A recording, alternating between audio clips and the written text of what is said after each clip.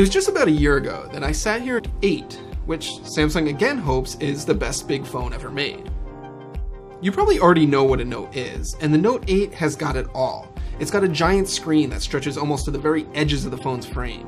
It's got Qualcomm's fastest processor that lets you do interesting portrait effects that lets you blur the background like an iPhone can do. And of course, because it's a Note, it comes with a stylus, which has also gained a few new tricks. Very little to complain about with the Note 8, aside from perhaps its starting price of $930. But unlike the Note 7 last year, which was head and shoulders above everything else before,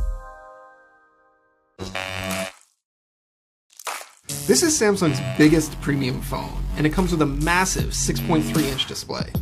Just like the S8 and the S8 Plus, it's what Samsung calls an infinity display, so the screen strips on. It's bright and punchy and great to look at, and the sheer size of it just sucks you in when you're watching a video.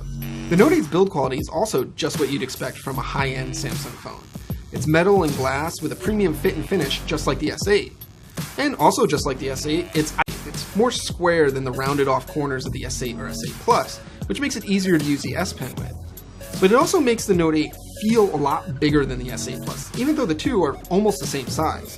Just like all the Note phones before it, the Note 8 makes no apologies for being a big phone.